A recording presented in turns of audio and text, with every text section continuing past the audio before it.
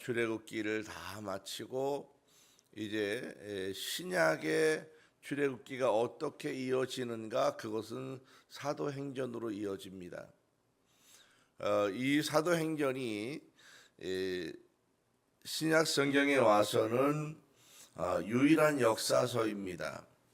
우리나라의 왕조의 실록이 있듯이 우리 기독교의 역사가 기록되어 있는 성경이 바로 이 사도행전입니다. 이 사도행전은 예수님 때부터 시작해서 사도들에게 어떻게 하나님의 성령이 역사하셨으며 이것이 어떻게 전 세계로 하나님의 복음이 이어졌는가에 관한 아주 중요한 내용들이 그 안에 들어 있습니다. 그래서 이 사도행전을 보게 되면 초대교회의 성도들의 뜨거운 마음이 담겨져 있습니다.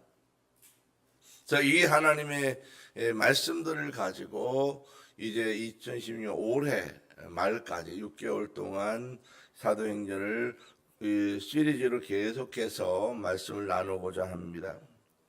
이 출애굽기를 통한 이 하나님의 역사, 이 역사는 무엇으로 끝났는가?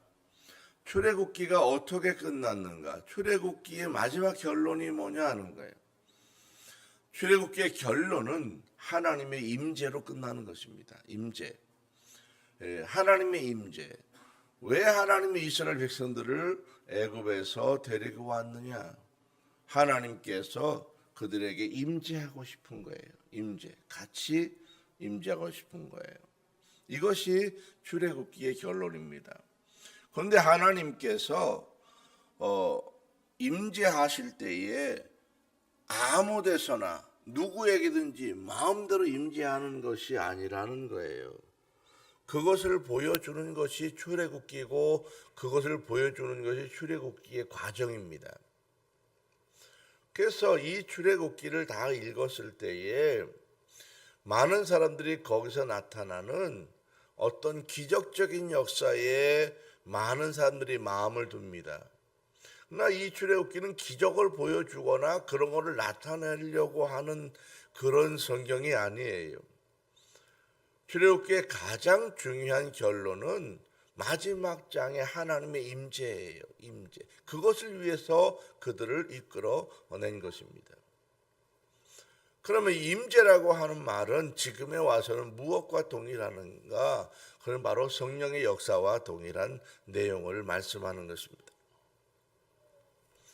자, 출애굽기라고 하는 것을 제일 중요하게 여기는 세 가지 단어가 있습니다. 하나는 출애굽기를 다 읽었을 때에 거기서 제일 중요한 단어가 세 가지인데 하나는 뭐냐 하면 커버드라는 거예요. 커버드는 뭐냐면 덮어줬다는 거예요. 이것이 전제 조건입니다. 덮어줬다. 무엇을 덮어주었느냐? 죄를 덮어줬다는 거예요. 이것이 출애굽기입니다. 이 덮어주는 것이 없으면 하나님이 임재하지 못해요. 덮어줬다는 거예요. 성경을 잘못 이해해서 우리의 죄가 지워지는지 알지만 죄는 지워지지 않아요. 한번 지은 죄는 지워지지 않아요. 단지 우리 하나님이 덮어주고 보지 않는 거예요. 이것이 성경적인 이 죄에 관한 이야기입니다. 출애굽기는 내가 덮어준다는 거예요. 커버드. 그래서 법궤 위에 피를 붓는 거예요. 덮어준다. 그리고 천사가 가리는 거예요. 하나님도 보지 않는다는 거예요. 이것이 출애굽기의 가장 중요한 첫 번째 전제 조건입니다. 하나님이 나와 임재를 같이 하시려면 첫 번째 조건이 바로 커버드에 덮어주는 거예요.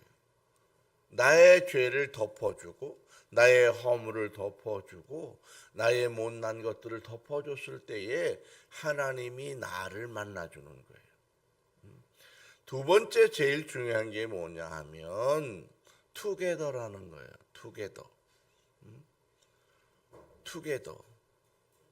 투게더는 뭐냐면 함께 한다는 거예요.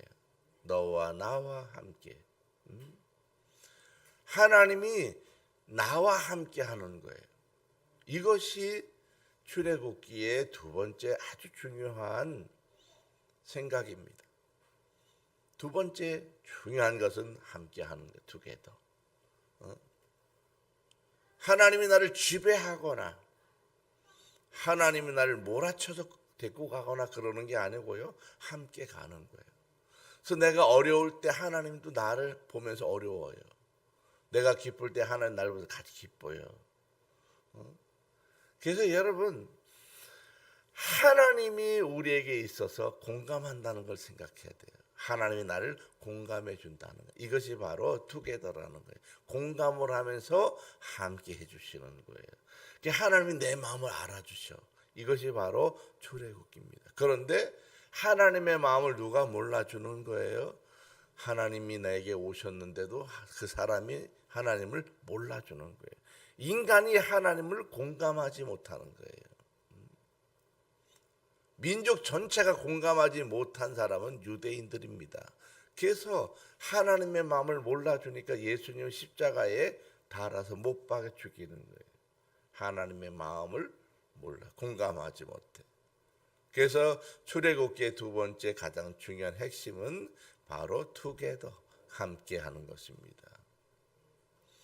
세 번째 중요한 것은 뭐냐 하면 바로 비전이라는 것입니다. 비전 오브 라이프, 내 삶 속에 하나님께서 하나님의 비전을 내게 주시는 거예요. 이것이 세 번째 출애굽기의 핵심입니다.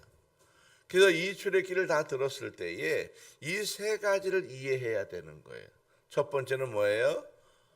커버드, 덮어준다는 거예요. 덮어줘. 두 번째는 뭐예요? 투게더, 함께 해주신다는 거. 세 번째는 뭐예요? 비전이라는 거예요. 하나님의 비전을 내게 주시는 거예요. 출애굽기는 이 세 가지의 중요한 단어로 기결이 됩니다. 근데 이 모든 것에 하나님의 특별한 하나의 단어가 있다면 그것은 바로 임재입니다. 임재. 하나님의 임재. 왜 하나님은 성막을 마지막에 만들으셨느냐? 그래서 하나님이 그곳에서 임재하시고자 하는 거예요. 그럼 누구에게 임재하는 거예요? 하나님께서 죄를 덮어준 그 사람에게 임재하는 거예요. 그러니까 죄를 덮어주지 않은 사람에게는 임재하지 않는 거예요. 임재하지 않아요. 그러면 죄를 덮어주려고 하면 하나님이 쫓아가서 덮어주는 게 아니고요. 하나님께서 죄를 덮어주겠다고 하는 곳으로 나와야 되는 거예요. 이것이 사람이 해야 할 일입니다. 하나님이 쫓아다니면서 덮어주지 않아요. 덮어줄 곳으로 내가 나가야 되는 것입니다. 자, 이 하나님의 임재가 신약 성경에 와서 어떻게 이어지느냐? 사도행전으로 이어집니다. 그래서 이 사도행전은 하나님의 출애굽기의 임재의 역사가 어떻게 세상으로 흘러갔는가 이것입니다. 그래서 출애굽기가 보여주는 것은 하나님의 구원 역사인데 이 하나님의 구원 역사가 어떻게 계속해서 지금껏 흘러가느냐, 출애굽기에서 흘러왔던 이 하나님의 마음이 신약 성경에 와서는 사도행전에 그대로 나타나는 것입니다. 그 신약성경을 읽어보면 신약성경 안에서 특별히 이 사도행전 속에서 나타나는 수없이 많은 기적의 역사들이 출애굽기에서 나타났던 역사와 거의 동일한 역사들이 막 계속 드러나는 것을 볼 수 있습니다. 그러면 출애굽기 안에서 있었던 이 세 가지의 하나님의 마음, 하나님의 임재의 역사가 이 사도행전에 와서 어떻게 역사되고 불려 이어져 가고 있는지를 우리가 6개월 동안 이제 보려고 하는 것입니다. 사도행전은 누가 기록했느냐? 바로 누가복음을 기록한 누가가 기록한 책입니다. 그래서 이 사도행전은 복음서에 이어지는 역사와 동일해요. 그래서 이 이 데오빌로 각하여 먼저 쓴 글에는 라고 하는 내용이 나와요. 그 먼저 쓴 글이라고 하는 것은 무엇을 말하는 거냐? 누가복음을 말하는 거예요. 먼저 썼다는 거예요. 책을 먼저 썼다.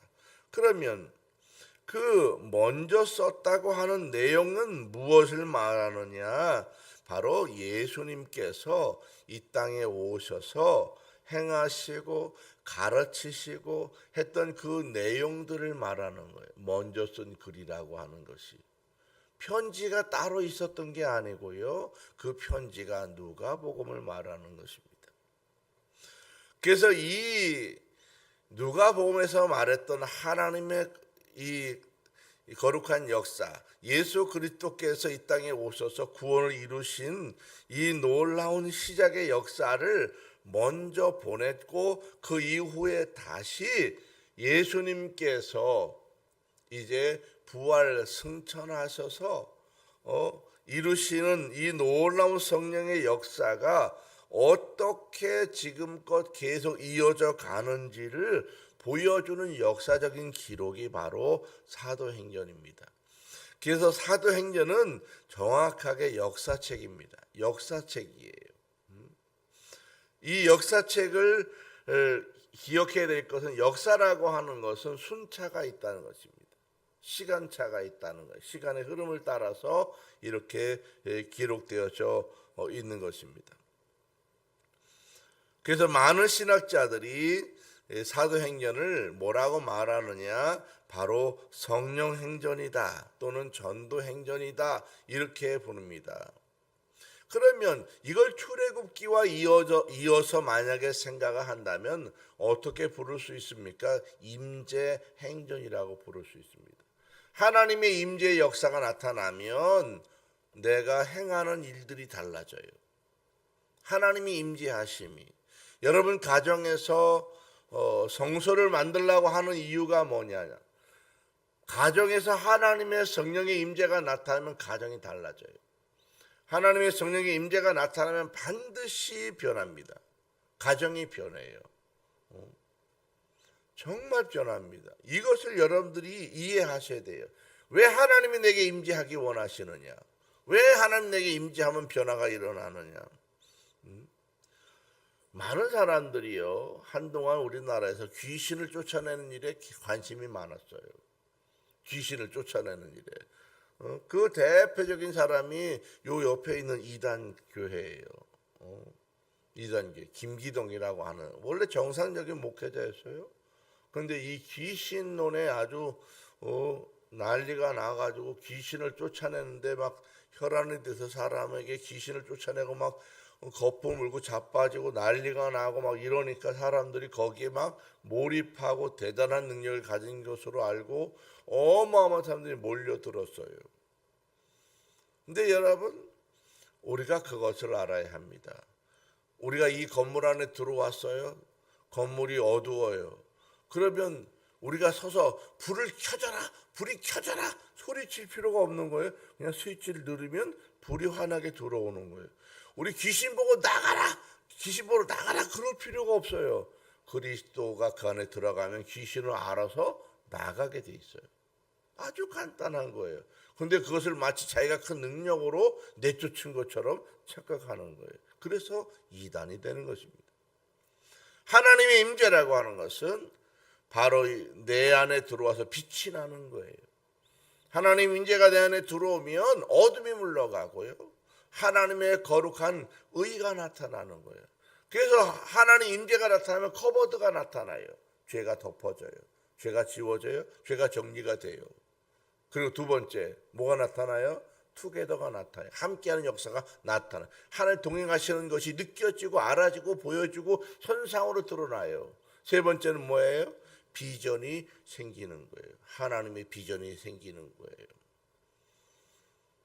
제가 이 허리를 다쳐가지고 얼마나 고생했습니까? 제가 일생에 허리가 그렇게 아파 본 데는 처음이에요. 제가 한 3주 정도 세수를 잘 못했어요. 허리가 안 굽어져가고. 그래서 한 손으로 이 이 붙잡고 한 손으로 얼굴에다 물을 찍어서 발랐다고 3주 동안. 얼마나 이게 어려운지. 기침을 못해서 이게 안 되는 거예요. 허리가 아프니까. 옷을 못 입었어요. 바지를 입으려면요, 보통 다리를 들어서 넣어야 되는데 다리가 안 들어지는 거예요. 그래서 다리를 드는 것이 아니라 바지를 거기다 맞춰서 집어넣는 거예요. 이게 보통 일이 아닌가요? 화장실 가서 앉는 게 굉장히 어려웠어요. 가는 건 문제가 아닌데 앉을 때 엄청 어려운 거예요, 이게. 그래도 제가 그랬잖아요. 하나님은 나를 안 고쳐준 일이 없다. 하나님이 고쳐줄 줄로 믿어. 저는 의심을 해본 일이 없어요. 수양관에 가서 3주 동안 죽도록 일을 했어요. 정말 허리도 펴지 못했어요. 말도 잘 못했어요. 얼마나 아프고 힘든지 고생을 정말 많이 하면서 일을 막 죽자 계속 했어요. 근데 지난주에 어느 날 한순간에 없어졌어요. 그냥 한순간에 슬그머니 없어졌어요. 저도 신기하고 저도 놀라운 일이에요. 하나님의 임재의 역사라고 하는 것은 이렇게 나타나는 거예요. 하나님 임재하시면 하나님의 거룩한 일들이 내게 일어나요. 하나님 임재하시면 모든 것이 덮어져요. 정리가 돼요. 다 잊어버릴 걸 잊어버리게 하시고 정리할 걸 정리하는 거예요. 또 하나님이 새로운 비전을 주는 거예요. 미래를 바라보고 꿈꾸고 기도하고 하나님의 뜻을 따라 가게끔 만들어가는 것입니다. 이 하나님의 출애굽의 역사가 신약에 와서 이렇게 사도행전으로 이어지는 것입니다. 출애굽기는 끝난 것이 아니라 지금도 계속해서 사도행전을 통해서 우리에게 나타나고 이어져 가고 있는 것입니다. 제자들이 엄청나게 뛰어났거나 제자들이 예수님의 특별한 능력을 전수받았기 때문에 그들이 이런 일들을 해나간 것이 아닙니다. 오직 거기엔 무엇이 나타나는 거예요? 하나님의 임재로 말미암아 나타나는 것입니다. 그것을 성령의 역사라고 말하는 것입니다. 이 하나님의 성령의 역사가 나타났을 때에 영혼을 구원하는 전도의 불길이 일어나는 거예요. 이것이 뭐예요? 하나님의 비전을 말하는 것입니다. 이 하나님의 비전이 나타나면 교회가 확장되어져요. 영혼이 살아나요. 가정이 회복돼요. 새로운 길들이 열려져 가는 것입니다. 오늘 본문 사도행전 1장은 이 바로 그 위대한 하나님의 역사의 서막을 말씀하는 것입니다. 예수님께서 죽으시고 부활하신 후에 40일 동안 이곳에 이 제자들과 함께 계시면서 하나님의 일을 말씀하셨습니다. 그리고 승천하기 직전에 제자들에게 가장 중요한 마지막 유언과도 같은 명령을 남기셨습니다. 그것이 바로 오늘 본문의 8절의 말씀입니다. 오직 성령이 임하시면 너희가 권능을 받고 예루살렘과 온 유대와 사마리아와 땅끝까지 이르러 내 증인이 될 것이다. 그것입니다. 이것을 출애굽기로 다시 읽어보면 그런 말이에요. 오직 성령이 임재하시면 그 말이에요. 성령이 임하시면, 성령이 임재하시면, 하나님의 성령이 임재하시면 무엇이 나타나요? 권능이 나타나요. 권능이 나타난다는 거예요. 여러분 가정의 성소에서 하나님의 임재를 경험하셔야 돼요. 저는 우리 월드교회 성도들이 모두 하나님의 임재를 경험하기를 원해요. 담임 목사인 제가 이 하나님의 임재 역사를 평생 경험했기 때문에 우리 성도들도 한 사람도 빠짐없이 다 경험할 수 있다고 저는 믿어요. 제가 수없이 많은 질병이 나았기 때문에 여러분도 질병이 다 나을 거라고 확신해요. 저는 안 나을 줄로 생각해 본 일이 없어요. 시간이 좀 다를 뿐이지 반드시 고쳐주시고 나으셔요. 만약에 안 나간다 그러면 제가 갈 때가 된 거예요. 그럼 감사하고 가면 돼요. 여러분 두려워할 거 없습니다. 하나님의 임재 역사가 나타나면 하나님의 권세와 능력이 내게 들어오기 때문에 나타나지 않는 것이 없어요. 내 모든 삶 속에 하나님의 기적의 역사가 저절로 드러나게 되는 것입니다. 오늘을 살아가는 우리 교회가 그리고 우리 성도들이 붙잡아야 할 사명도 바로 이것입니다. 예수님께서 마지막 한 말, 그것이 무엇일까요? 바로 임재를 말하는 거예요. 임재. 그래서 우리 성도의 기본이 뭐냐 하면 하나님의 임재입니다. 이것에 초점을 맞춰야 되는 거예요. 하나님의 임재가 있느냐. 우리는 임재에 초점을 맞추지 아니하고 무엇에 초점을 맞추느냐? 사람들이 어떤 현상에 초점을 맞춰요. 현상에 초점. 병이 나았다든지 돈을 많이 벌었다든지 무슨 사업이 잘 됐다든지 좋은 일이 벌어졌다든지 특별한 어떤 그런 현상에 관심이 많아요. 근데 여러분 임재라고 하는 것은 나를 좋게 하는 현상에 초점이 있는 것이 아니에요. 하나님이 나와 함께 하셔서 하나님의 비전을 나타내는 데까지 초점이 있는 거예요. 그래서 사도들이 때로는 하나님의 성령의 임재를 받은 사람들이 때로는 매를 맞아요. 때로는 굶어요. 때로는 고난을 받아요. 때로는 순교의 자리까지 가게 되는 거예요. 이것이 하나님의 임재의 결과입니다.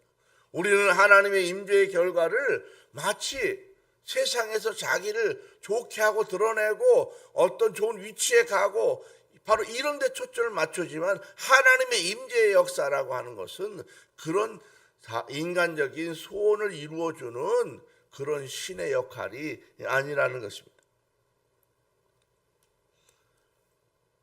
하나님의 임재의 결과는 무엇을 말씀하는 거냐? 하나님의 임재의 역사는 바로 하나님의 말씀을 확장하는 것입니다.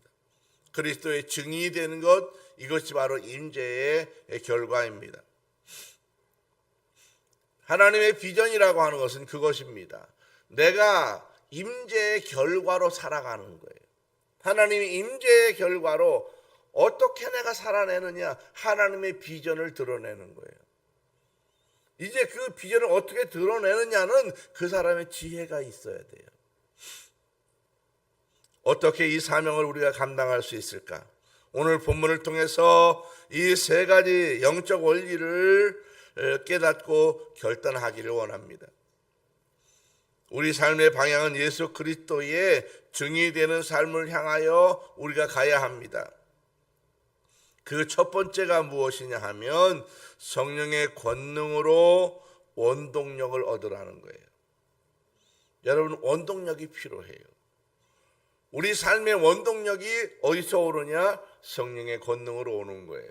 출애굽기에서 이것을 뭐라고 말한다 그랬어요? 하나님의 임재라고 말했어요. 그러니까 하나님의 임재와 성령의 권능의 역사는 다른 말이 아니에요. 같은 말입니다. 같은 현상을 다르게 표현하는 거예요. 하나님의 임재의 역사가 나타나려면 반드시 첫 번째 선행되어 있게 뭐예요? 커버드라는 거예요. 죄가 덮어져야 되는 거예요. 그럼 죄가 덮어지려면 내게 쫓아와서 덮어주는 것이 아니라 덮어질 장소로 내가 가야 되는 거예요. 이것이 인간이 해야 될 일이에요.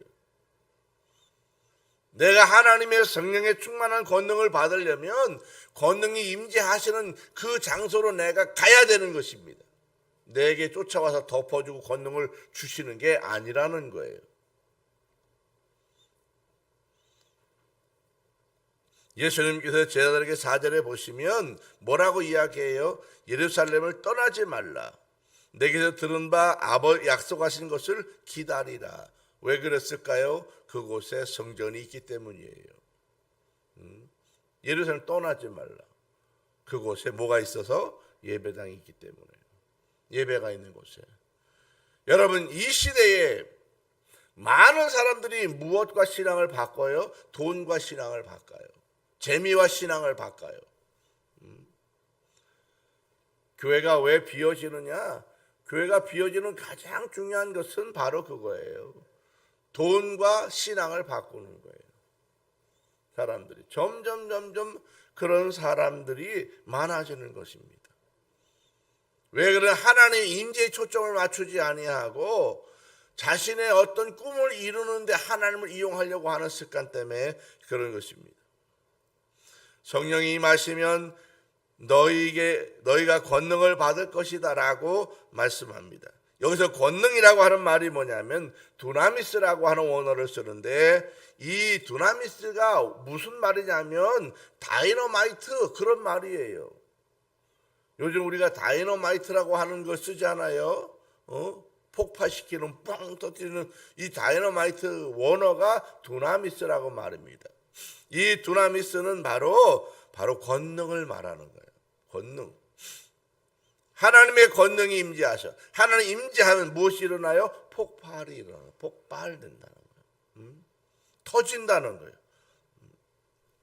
다이너마이트가 되는 것입니다. 그래서 하나님의 임재를 내가 경험하기 시작하면 하나님이 주시는 지혜가 생겨나고 말을 할 수 있게 되고 능력을 얻게 되고 하나님께서 주시는 능력으로 또 다른 삶을 살아갈 수 있게 되어지는 것입니다. 하나님의 성령의 임재가 나타나기 시작하면 굳은 사람의 마음들을 내가 깨트리게 되고 변화시키게 되고 내가 하나님의 비전으로 세상을 바꿔갈 수 있는 능력이 생겨나게 된다고 하는 것입니다. 이것이 바로 두나미스라고 하는 권능이에요. 이 권능은 어떻게 일어나는 거예요? 하나님의 임재로 나타나는 거예요. 그래서 여러분의 가정에 여러분이 하나님의 성령의 임재가 가정에 나타나면 반드시 여러분의 가정은 변하게 될 줄로 믿습니다. 여러분 자녀들이 어떻게 변하는 거예요? 학원으로 변하는 거 아니에요. 학교 1등 했다고 변하는 게 아니에요. 하나님의 성령의 임재가 있을 때에 그가 세상을 변화시킬 수 있게 되는 것입니다. 그 원동력이 하나님 임재로부터 오는 거예요. 많은 사람들이 지금 학원 때문에 아이들이 교회를 빠져나가요. 여러분 그 아이는 겨우 평생 먹고 사는 일 그거 하나밖에 못해요. 하나님의 성령의 임재가 있어야 그 사람의 일생이 달라지는 것입니다. 여러분 자녀가 여러분 후대가 이 땅을 지배하며 이끌어가고 리더가 되기 원하십니까? 그렇다면 그 자녀들에게 하나님의 임재를 경험하도록 그 자리로 데리고 가야 돼요. 임재를 경험해요. 근데 자꾸 부모가 자기가 임재를 경험해 보지 않았기 때문에 아이들이 임재를 경험한다는 것을 이해하지 못해. 그래서 부모가 하나님의 임재를 경험해야 합니다. 우리 예수님의 제자들을 보십시오. 성령 받기 전에 그들은 어떤 상태였습니까? 여러분, 그들은 예수님을 여러분 보고서 그렇게 오래 쫓아다녔지만 어려움을 만났을 때 도망갔어요. 선생님을 내버리고 도망갔습니다. 예수님을 그렇게 좋아하고 쫓아다녔지만은 부활하신 이후에 무서워했어요, 한동안은. 그래서 문을 잠그고 겁쟁이처럼 달달달달달 떨었던 사람들입니다. 어떻게 이런 사람들이 세상을 변화시킬 수 있습니까? 세상에 가서 하나님의 비전을 나타낼 수 있습니까? 안 되는 것입니다. 그는 왜 그러냐? 인간의 힘으로 하려고 하기 때문에 그런 것입니다. 내가 말했다가 거절당하면 어떡하냐? 내가 말했다가 혹시 반격하면 어떡하냐? 걱정이 되는 거예요. 그러나 하나님의 성령의 임재가 나타나니까 폭발이 일어나는 거예요.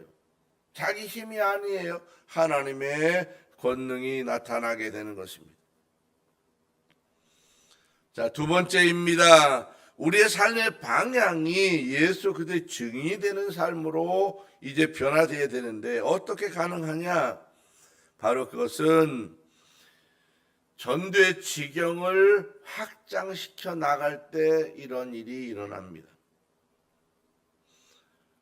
하나님의 복음을 구체적으로 전파하기 위해서 우리의 지경을 바라볼 수 있어야 돼요.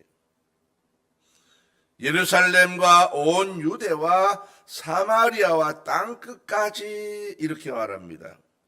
이것은 단순한 지리적인 확장만을 말하는 게 아니에요. 이것을 선교적인 용어로 보면 경계선을 넘어간다 이렇게 말합니다. 선교가 뭐냐? 이거는 경계를 넘어간다는 거예요. 국가적인 경계는 라인이 있어요. 어디서부터 어디까지, 어디서부터 어디까지 분명한 국가적인 라인이 있어요. 근데 이 경계라고 하는 것은 마음에도 있어요. 마음의 경계. 저 사람은 내 마음에 요만큼까지만 허락해야지. 이런 경계가 있는 거예요. 그래서 하나님의 임재가 나타나면 경계를 넘어갈 수 있는 권세가 생깁니다. 사람의 마음을 내가 다 넘어갈 수 있어요. 땅의 경계를 넘어갈 수 있어요. 물질의 경계를 넘어갈 수 있어요. 그래서 여러분, 우리 청년들이 이 하나님의 임재 역사를 경험하지 아니하면 큰 인물이 되지 못해요. 소소한 인물밖에 못하는 거예요. 은혜를 받았지만은 은혜 받은 것으로 끝났어요. 그럼 그 사람은 평생 먹고 사는 일 그거 하나밖에 못해요. 하나님의 임재의 역사가 나타나면 지경이 달라져요. 지경이 달라져요. 경계가 달라져요. 넘어설 수 있는 수없이 많은 경계를 넘어갈 수 있게 되는 것입니다. 복음이 전파되어야 될 구체적인 지경, 바로 이것은 첫 번째가 예루살렘을 말하는 것입니다. 이 예루살렘이라고 하는 것은 내가 살고 있는 삶의 자리를 말하는 거예요. 여러분의 예루살렘은 어디예요? 여러분 집이에요. 집. 내 집 안에 있는 식구들 중에서 내가 복음을 어떻게 전할 거냐? 내 가족과 친척과 가까운 이웃들을 의미합니다. 그 사람들에게 인정받아야 되고 복음을 전하는 것이 때로 굉장히 어렵다고 이야기합니다. 그런데 내 가족을 전도할 수 없다면 남도 전도할 수 없어요. 내 가족을 전도하는 게 어렵다? 여러분의 가족이 지옥 간다고 생각해봐요. 내일 이따가 나가서 차에 쳐 죽을 것 같은데 그런 부모가 나가지 말라고 말하는 게 당연한 거 아니에요? 너 나가면 사고 난다고. 이게 당연한 거 아니에요? 그런데 사고 날 줄 알면서도 뻔히 그냥 놔두는 거예요. 왜? 말을 안 들었다고. 아니지요. 못 나가게 막아야죠. 내가 예수를 믿는 것으로 인해서 천국에 갈 수 있다는 확신이 있다면 지옥 가지 않도록 복음을 전해야 되고 끝까지 내가 그 말씀을 전해야 돼요. 이것이 바로 예루살렘입니다. 예루살렘은 여러분의 가정에 있는 거예요. 두 번째는 온 유대와 사마리아가 있습니다. 이것은 문화적인 언어와 같은 종족, 바로 그런 것이지만은 조금 소외된 이웃들을 말하는 거예요. 내 문화, 같은 문화 속에 있지만은 소외된 사람들, 내 주변에 있는 사람들을 말하는 것입니다. 사마리아라고 하는 것은 어떤 것을 말하는 것이냐? 바로 서로 감정적인 거나 역사적인 거나 종교적인 것으로 인해서 서로 원수되거나 상종하지 않고 멀어져 있는 사람들. 대표적인 사람이 일본 같은 나라죠. 일본 같은 나라. 일본 같은 나라가 바로 그런 사람, 사마리아 같은 사람들입니다. 우리와는 감정이 좋지 않잖아요. 좋지 않아요. 일본과는 지금도. 왜냐하면 너무나 우리를 괴롭혔기 때문에 그렇습니다. 그러나 지금은 역전이 돼가고 있어요. 역전이 돼가고 있어요. 여러분, 일본이 우리나라보다 훨씬 몇백 년 먼저 기독교가 들어가 있었어요. 그런데도 그 기독교가 확장되지 않아요. 우리는 100여 년밖에 안 됐지만은 이 나라에 하나님의 복음이 폭발적으로 일어나서 나라가 이만큼 성장해 가고 있습니다. 여러분, 요즘에 얼마나 대단한 일이 일어나는지 아십니까? 하나님이 여러분 전 세계 돈들을 이 땅으로 모아주려고 지금 작정하고 계신 거 맞아요. 우리나라의 대표적인 기업이 미국의 대표적인 이런 기업보다 가치가 더 커져가고 있어요. 이거 쉽지 않은 일이에요. 쉽지 않은 일이에요. 미국 땅으로 따지면 우리나라 땅은요, 미국의 그 제일 작은 주의 4분의 1도 안 돼. 사실은 얼마나 작은지 땅 전체 남북한 다 합쳐도 얼마밖에 안 된다고. 그런데도 그 나라의 제일 큰 기업과 비교했을 때도 어마어마한 가치를 지금 자랑하는 거예요. 얼마나 대단합니까? 얼마나 대단해요. 우리가 하나님의 은혜 가운데 있을 때 이것이 가능해지는 것입니다. 여러분 후대가 또 여러분의 자녀들이 여러분이 기도하는 그 내용들이 어떻게 폭발되는 역사가 일어나느냐? 바로 이러한 역사를 통해서 하나님이 그 사람과 그 가문과 후대를 사용하게 되는 것입니다. 우리는 예수님이 제자들에게 가지고 있는 편견의 벽을 깨부수는 데에 계속해서 공을 많이 들였어요. 그만큼 사람은 나름대로 자기가 가지고 있는 편견이 많아요. 자기 생각이 옳다, 자기 생각이 맞다, 이게 편견이에요. 근데 예수님은 그 제자들의 편견을 깨버려요. 계속해서. 그래서 어디까지 가요? 사마리아 여인에게까지 가요. 그 당시에 젊은 30대 총각이 사마리아의 여자를 만났다? 이거는 손가락질에 목숨이 왔다 갔다 할 만한 일이에요. 그런데도 편견을 깨버리고 한낮에 가서 만나서 복음을 전하잖아요. 이것이 달라지는 것입니다. 예수 그리스도의 임재가 나타나면 편견이 깨져요. 그리고 담대해집니다. 이것이 하나님의 역사입니다. 국경을 넘고 인종을 넘고 문화의 장벽을 넘어서 어디까지? 땅끝까지 가라는 거예요. 여러분, 땅끝이 어디냐는 거예요. 땅끝. 우리가 이것을 생각해. 땅끝이 어디냐는 거예요. 땅끝. 여러분에게 땅끝은 어디예요? 여러분이 생각하는 땅끝은 어디냐네요. 땅끝을 이해하셔야 됩니다. 1세기 사람들은 배를 타고 쭉 대양을 나가면 저 대양 끝으로는 갑자기 절벽이 있어서 뚝 떨어져 배가 떨어져 죽는다 생각했어요. 그래서 땅끝은 어디냐? 바다끝이 땅끝이라고 생각해요. 근데 바다끝이 있습니까? 지구는 둥글기 때문에 다시 돌고 돌면 돌아오게 돼 있어요. 땅끝은 어디를 말하는 거예요? 땅이라고 하는 건 뭐냐면 땅은 뭘 말하는 거예요? 티끌을 말하는 거예요. 티끌.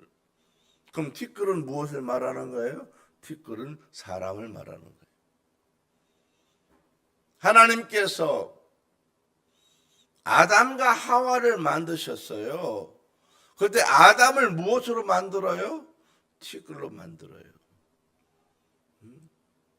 사람이 죽으면 어디로 돌아가요? 흙으로 돌아가요. 이게 땅이라는 말이에요. 그러면 땅끝은 어디를 말하는 거냐? 땅끝이라고 하는 것은 지리적인 이야기를 하는 것이 아니고 사람을 말하는 거예요. 그럼 여기서 말하고 있는 사람은 누구를 말하는 거예요? 복음이 전달되지 않은 사람, 그리스도 앞에 나오지 않은 사람, 하나님의 비전을 갖지 않은 그 사람이 바로 땅끝을 말하는 거예요. 제가 이 교회 이름을 월드비전교회라고 바꾸지 않았습니까? 사람들이 교회 이름이 너무 크다? 저는 그런 생각을 한 번도 해보지 않았어요. 성경은 무엇을 말해요? 땅끝을 말해요. 성경이 너무 큰 얘기하지 않느냐? 땅끝이 여러분 그렇지 않아요. 땅끝은 사람을 말하는 거예요. 이 월드비전이라고 하는 것은 사람을 말하는 거예요. 사람에게 나가 복음을 전하는 거예요. 이것이 월드비전입니다. 월드비전은 세상으로 나가라는 말이 아니에요. 사람에게로 나가라는 말이에요. 그 사람을 향해서 비전을 갖는 것입니다. 하나님의 비전을 갖게 하는 것이 바로 월드비전입니다. 이것이 신약성의 출애굽기에 흘러가는 하나님의 말씀이고 바로 사도행전의 끝까지 흘러가는 이 하나님의 비전을 말씀하는 것입니다. 우리가 온 유대와 사마리아 땅끝까지 간다고 하는 것, 이 땅끝은 바로 사람을 말하는 거예요. 여러분에게 땅끝은 어디예요? 아직 믿지 않은 사람이에요. 믿지 않은 가족이에요. 믿지 않은 친척이에요. 믿지 않은 내 가까운 지인들을 말씀하는 것입니다. 사도행전의 역사라고 하는 것은 바로 이 장벽이 무너지고 그들이 하나님 앞에 나와 하나님의 비전을 갖게 되는 역사를 보여줍니다. 그래서 이 8장에 보면 사마리아의 복음이 전해지는 역사가 나타나요. 또 10장에 가면요, 이방인들이 고넬료에게 복음이 전파되면서 세계의 중심지인 로마까지 복음이 들어가는 역사들이 보여지는, 이것이 바로 월드비전을 말하는 거예요. 로마라고 하는 중심 국가는 땅끝을 이야기하는 것이 아니라 바로 복음이 전해져야 될 그 땅을 말하는 거예요. 사랑하는 여러분, 우리가 어떻게 이러한 마음을 품어가야 되느냐? 인간의 편견과 인간의 아집과 인간의 고집과 나의 경험들을 다 내려놓고 하나님의 성령의 임재가 나타나기 시작하면 여러분 다 해결이 돼요. 우리는 하나님 임재를 경험하지 아니하고 다른 생각을 하는 것입니다. 자기의 생각, 편견, 고집, 경험 때문에 저 사람은 안 된다 이런 생각을 갖고 있는 거예요. 안 될 사람은 아무도 없어요. 단지 그 사람의 고집 때문에 나오지 못하는 것뿐입니다. 그러나 내가 하나님의 성령의 임재가 충만하면 이것도 가능해요. 자, 세 번째는 예수 그리스도의 증인으로 살아가는 것이 성도의 존재 목적입니다. 여러분이 왜 이곳에 존재하고 있느냐? 바로 그리스도의 증인이 되기 위해서 와 있는 것입니다. 성령을 받았어요. 지경이 넓어졌습니다. 그리고 마지막 도달해야 될 정체성이 뭐냐면 내 증인이 될 것이다 라는 거예요. 많은 사람이 성령을 받았어요. 은혜를 받았어요. 복을 받았어요. 잘 됐어요. 그렇지만은 거기에 끝나는 사람이 많아요. 그래서 증인이 됐다라고 말하지 아니하고 증인이 될 것이다 이렇게 말하는 거예요. 종교 권력자가 되라 이렇게 말하지 않아요. 오직 증인이 될 것이다. 네가. 그러면 될지 안 될지 아직 모른다는 말이에요. 그러면 그것은 누가 실행하느냐? 내가 실행해야 될 일이에요. 증인이 될지 안 될지는 내가 할 일이에요. 경험한 사실을 있는 그대로 말하는 것도 못하는 거예요. 내가 본 대로 말해. 그래서 사람들이 흉은 잘 봐. 허물은 잘 파네. 그런데 복음은 전하지 않아요. 이것이 우리의 삶입니다. 내가 죄로 인해서 죽을 수밖에 없고 불안과 절망 속에서 살았지만은 내가 예수님을 만나서 내 삶의 평안을 얻었습니다. 내가 죄사함을 받았습니다. 나는 새로운 비전을 깨달았습니다. 여러분, 이것을 그대로 말아주는 것이 그렇게 어렵냐는 거예요. 여러분이 하나님의 임재 경험을 말할 수 있습니까? 이것이 바로 보이지 않는 복음을 전하는 거예요. 예수 믿으세요. 이 말을 했다고 되는 것은 아니에요. 그렇게 말하는 것도 중요해요. 그런데 더 중요한 건 하나님이 내게 임재하셨어요. 나와 함께해서 기적을 나타나셨어요. 나를 이만큼 도와주셨어요. 이것을 말할 수 있는 것 자체가 뭐예요? 이미 내가 하나님의 임재를 가진 사람으로 말해주는 거예요. 이게 증인이라고. 증인은 뭐라는 거예요? 있는 거예요. 우리가 뉴스를 들으면 뉴스가 증인이야, 증인. 어디서 사고가 났다, 어디서 불이 났다, 어디서 지진이 났다. 증인이야, 증인. 있는 걸 그대로 보여주는 거야, 계속해서. 그렇지 않아요? 그걸 왜곡하지 않은 거예요. 있는 그대로 보여주는 거예요. 바로 증인이 뭐예요? 내가 경험한 그리스도를 전하는 것입니다. 이것이 우리가 해야 할 일입니다. 8절 본문을 자세히 보면 증인이 되라! 이렇게 명령을 하지 아니하고 증인이 될 것이다. 미래 완료형으로 말해요. 앞으로 그렇게 네가 될 거다라는. 근데 네가 안 될 수도 있어 그런 말이에요. 그거는 내가 어떻게 하느냐에 따라서 달라진다고 하는 것입니다. 내 의지와 노력으로 증인이 되려고 몸부림치는 것이 아니라 성령이 임하시면 내 삶이 변화되면 자연스럽게 증인의 삶으로 세워지게 된다 그런 말입니다. 중요한 건 뭐예요? 임재가 있느냐 그거예요. 임재가 있느냐.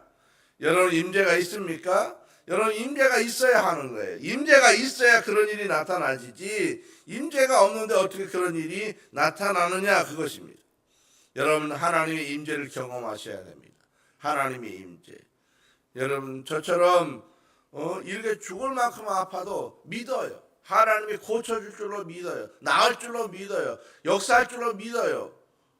이것이 바로 하나님 임재를 경험하는 거예요. 이 사람이 안 믿을 것이 구원될 줄로 믿어요. 그리고 끊임없이 복음을 전해요. 저는 이 땅에서 예수 믿지 않을 사람은 한 명도 없다 그렇게 봐요. 하나님 기회를 끊임없이 줘요. 제가 우리 아버님을 전도하면서 70세에 전도를 해서 예수를 믿었어요. 70이 넘어서 예수를 믿었는데 93세까지 믿다 돌아가셨어요. 여러분 70세 예수 믿는다는 거 불가능한 일입니다. 사람이 35세가 넘으면 마음이 굳어져요. 믿는 게 어려워져요.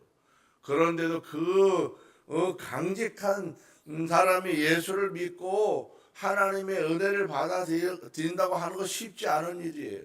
여러분 이 땅에 믿지 않을 사람이 없어요. 하나님의 임재 역사가 내가 충만하면 누구든지 복음을 전할 수 있고요. 그 하나님 만난 역사를 말할 수 있어요. 그러면 그곳에서 어느 날 기적이 반드시 일어납니다. 안 될 사람이 없어요. 안 믿을 사람이 없어요. 무조건 끊임없이 가야 하는 것입니다. 우리 월계 성도 여러분, 여러분의 땅끝은 어디에 있습니까? 우리가 그곳으로 가야 합니다. 이제 28장입니다. 성경의 사도행전은 28장으로 끝나는데 하나님의 구원의 역사는 끝나지 않아요. 예수의 증인으로 살다간 믿음의 선배들의 바통이 이어졌어요. 계주를 하잖아요. 그 계주할 때 마지막 주자가 바통을 넘겨주잖아요. 그러면 사도행전에 나타난 바통의 역사들이 어디로 왔느냐? 오늘 이곳에 오는 거예요. 여러분에게 이 바통을 넘겨주는 것입니다. 2026년을 살아가는 우리 월드비전교회 성도 여러분, 그 바통이 여러분에게 이어졌고 우리 교회에 이어졌습니다. 그래서 오늘날 교회를 향해서 이제 사도행전 29장을 써내려가는 교회라고 부르는 것입니다. 우리는 또 다른 하나님의 성령의 역사를 써내려 가야 되는 거예요. 이 복음의 역사를 써내려 가야 되는 거예요. 여러분에게 사도행전 29장이 있느냐? 이것을 봐야 합니다. 여러분에게 29장은 누구예요? 누구에게 복음을 전하는 것입니까? 어떻게 인도되는 거예요? 저는 요즘 계속해서 선교에 관한 수없이 많은 요청을 받아요. 지금 미얀마에 또 와서 복음을 전해달라. 미얀마에 와서 신학기를 해달라. 어디 가서 뭘 해달라. 계속 많은 요청을 받아요. 근데 이 쉽지 않아요. 왜냐면 한 번 갈 때면 몇백만 원씩 드는 거예요. 제가 움직여 갈 때마다 수없이 많은 돈을 써서 그곳의 사람들에게 복음을 전하고 거기 있는 교육자들을 길러가고 그들에 있는 교회들이 부흥하도록 하나님의 역사를 증거하고 가르치고 해야 되는 거예요. 제가 하나님께 기도하는 거, 하나님 돈이 없는데 어찌 해야 되죠? 어찌 해야 일을 할 수 있느냐? 지금 고민하는 거예요. 어제 우리가 당회를 했어요. 우리 당회 장로님이 목사님 큰일 났습니다. 우리 교회 잔고가 50만 원밖에 안 남았어요. 목사님 사례비도 못 주고 공사비도 못 주고 이제 큰일 났습니다. 그래서 염려하지 마시라고. 30년 동안 하나님은 한 번도 우리를 굶기거나 어렵게 하거나 낙심하게 만들지 않았다고. 하나님께서 다 정리하실 일이고 만약에 안 된다면 거기까지만 하면 됩니다. 여러분 우리는 그런 일에 걱정할 필요 없어요. 우리의 편견을 깨고 우리의 생각을 내버리고 하나님 임재가 나타나면 여러분 다 해결이 돼요. 다 정리가 돼요. 근심할 필요 없어요. 걱정할 필요 없어요. 돈 걱정할 필요 없어요. 하나님의 일은 하나님이 하시는 거예요. 하나님의 복음의 역사는 임재를 통해서 나타나는 것입니다. 여러분이 하나님 임재에 충만하기만 하면 하나님은 여러분을 통해서 놀랍도록 이 세상을 변화시키시고 가정을 변화시키시고 여러분 모든 삶의 큰 역사를 이루게 될 줄로 믿습니다.